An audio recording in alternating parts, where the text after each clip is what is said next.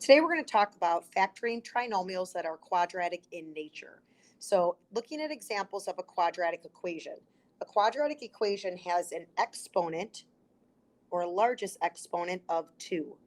This is standard form where the terms are in descending order.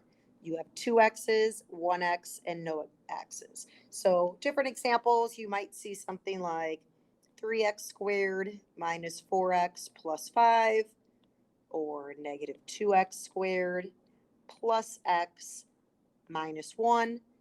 Again, my terms are in descending order, and the largest exponent is 2.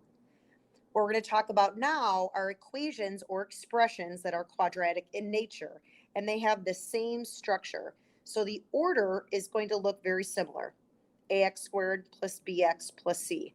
But what you're going to see here is you are going to see different values in these positions.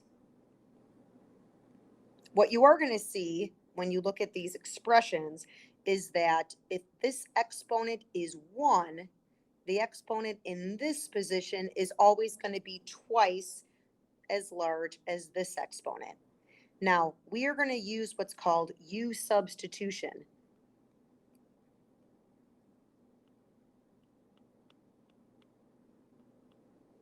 Or what I call U-sub, which means we are going to use a U to plug in for this X value. So as this variable or expression gets crazier, we're going to use a U as a substitution to clean it up so it looks like a form that we're more comfortable with.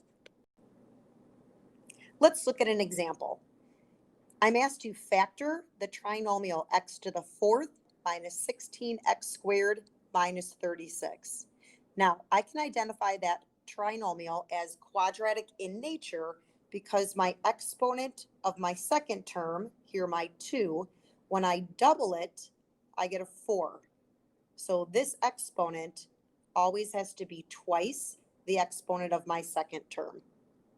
All right, we're going to use a method called U-substitution, and this is one strategy to help us factor trinomials where the variables have large exponents. So I'm going to let U equal x squared. So I'm going to substitute a U into that x squared position.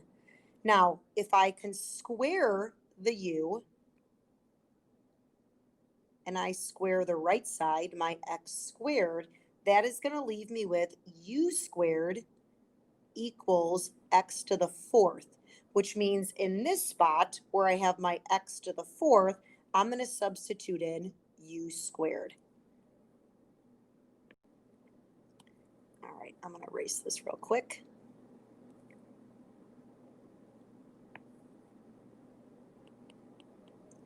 All right, so let's rewrite our trinomial.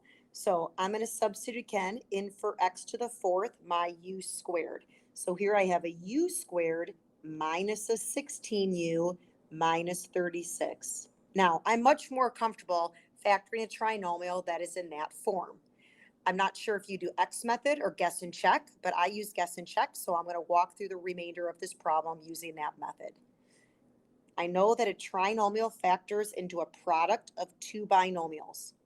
So I'm looking at what do I need to multiply to get U squared? Well, that's going to be a U and a U. My next job is to look at the factors of 36. So if I think about all the things that multiply to give me 36, I have 1 and 36, I have 2 and 18, I have 3 and 12, 4 and 9, and 6 and 6. Well, when I look at my operations here, this is telling me that I have to have one that's plus and one that's minus. And this is saying the larger is going to be minus. So I'm looking at subtraction. Are there two numbers here that are going to multiply to 36, but when I add them, or in this case subtract them, are going to give me negative 16? Well, here you go, 2 and 18. So I'm going to put those numbers into my binomials. And if I look back at what I wrote in green, one has to be plus, one has to be minus. The larger is minus. So that means that 18 is the larger one, 2 is my smaller of the two. So let's check. I have a positive 2u, and I have a negative 18u. That does, when I add it together, give me negative 16u. All right, so I'm good to go with my check. I have my trinomial that is factored. However, that was not the actual trinomial that I was asked to factor from the beginning. So I'm going to go back and use my U-substitution.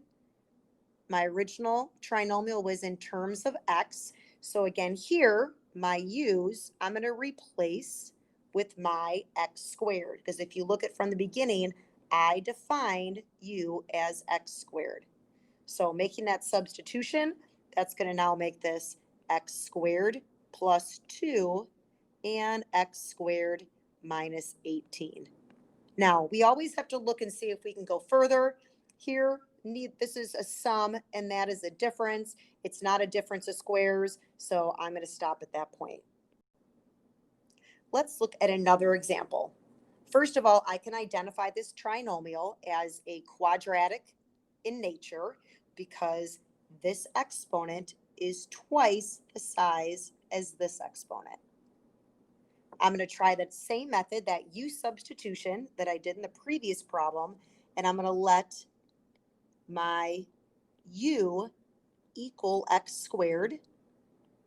If I square the left, I get a u squared. If I square the right, I get an x to the fourth. So I'm going to substitute in each of these positions. All right, so in for my x to the fourth, I'm going to replace that with u squared. I'm keeping the plus 12. In for my x squared, I'm plugging a u, and now I have a nice pretty trinomial that I can factor. I'm going to have two binomials. This is a pretty basic one. This is going to be u and u. I'm now looking at factors of 64, numbers that are going to multiply to 64, but combine or add to give me a 12. So let's look at our 64 factors. I have 1 and 64. I have 2 and 32. 4 and 16. Oh, I'm going to stop right there. Here I go. 4 and 16.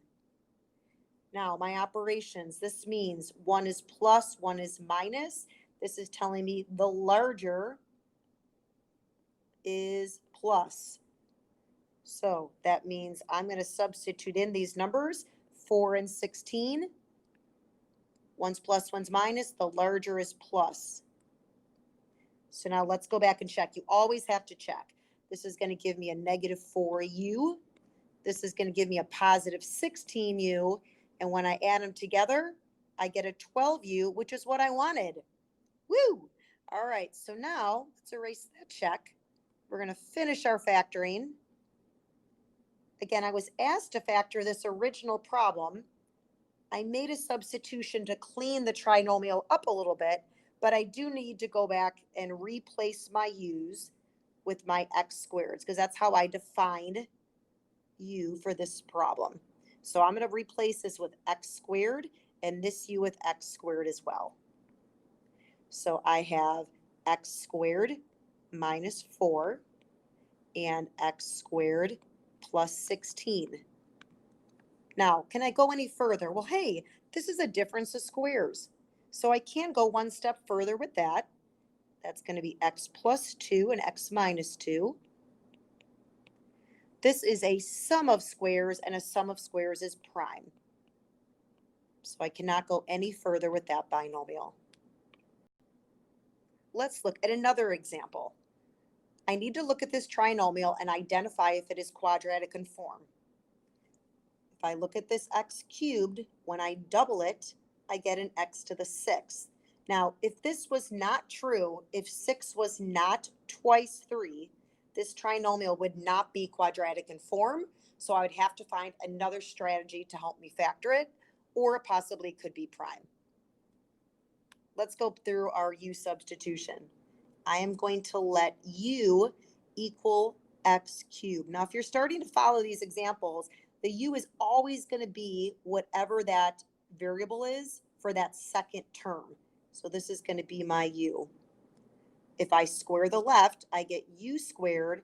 If I square the right, I get x to the 6th Again, and we're trying to make sure these are still in descending order. And I'm ready to go to clean this trinomial up.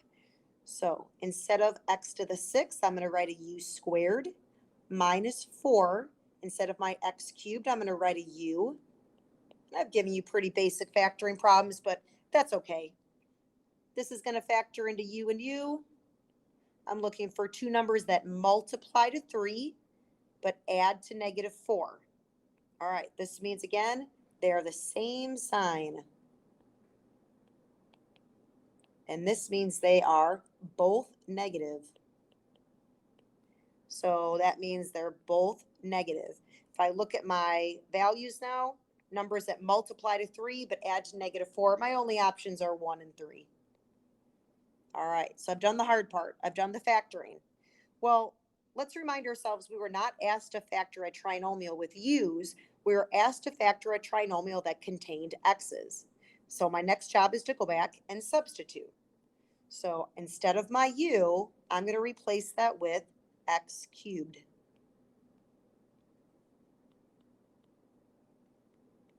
And instead of my u here as well, I'm also going to substitute in x cubed. And then I have to decide if I'm done. Well, my x cubed minus 1, that is actually a difference of cubes. So I can go one step further there. I know that that binomial factors into a binomial and a trinomial. My operations is SOAP. So using that acronym, that reminds me that it is the same as my minus. So this is a subtraction, opposite, and always positive. So what did I cube to get the x cubed? X. What did I cube to get the 1? 1. I square the first one. I square the second one. And I multiply them together. So that's going to be 1x. Now, if I look at my next binomial, this one actually does not factor. It is not a sum or a difference of cubes because this is not a perfect cube.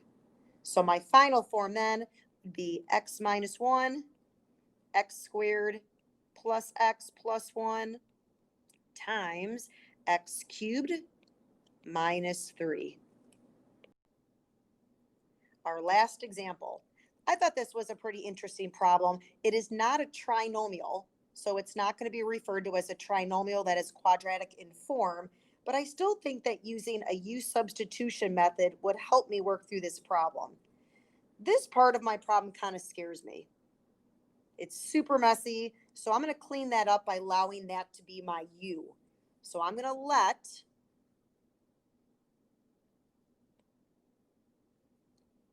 my u equal 5x minus 6.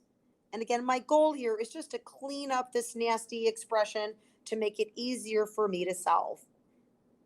So I'm going to rewrite this as x to the 4th minus u squared. Now, this actually is a difference of squares.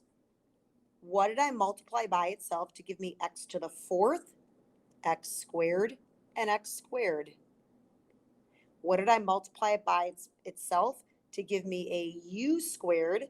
Well, that would be a u and a u. So if I look at my operations, if it's a difference of squares, I'm going to have 1 plus and 1 minus.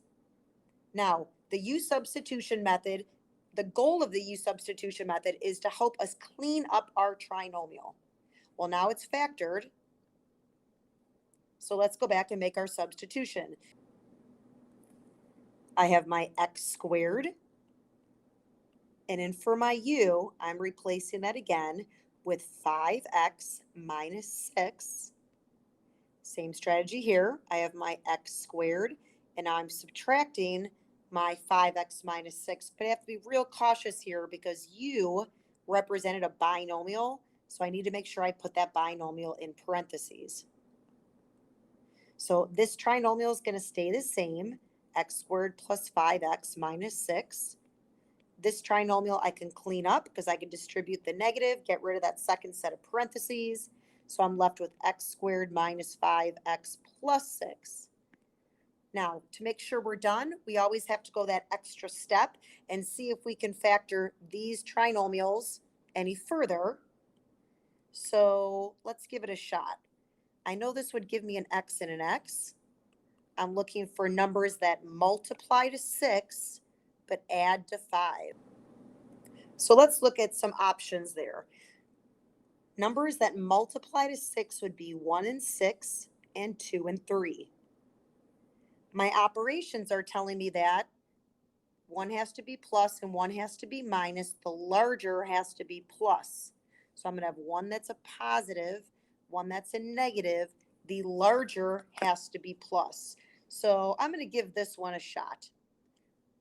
The larger has to be a plus. So let's say I put the 6 there and the 1 there. Let's give this a check. So this is going to give me 6x and negative 1x, which when I add does give me the 5x. So this trinomial here actually does factor. So that means I'm going to erase my check here. I've got one more trinomial to see if I can factor. If I look at the one on the right, I'm going to try to break that up again into x and x. This operation is telling me that they have to be the same sign. And this is saying that they're both minus. So I'm going to have a subtraction and a subtraction. Now, again, I'm looking for numbers that multiply to 6, but when I combine them, that's going to give me a 5. So in this case, I'm going to try these two. So 2 and 3. They do multiply to positive 6, negative 2 and negative 3. And when I add them, I do get negative 5. One more check. Negative 2x and negative 3x does give me a negative 5x. So this was a pretty lengthy problem. Just to kind of go back and summarize how it started out. We looked originally at a polynomial that was pretty messy inside the parentheses here. I used the U-substitution to clean up this term. It allowed me to write the binomial in a nicer form. I was able to factor that because I recognized it as a difference of squares. I resubstituted my binomial here in for my u. That did force me to distribute my negative so that I had two trinomials. Now you always have to make sure that that final form is as factored as possible. Both of these trinomials were able to go one step further. So my final factored form would be the quantity x plus 6 times x minus 1 times x minus 2 times x minus 3. So it is a product of 4 binomials.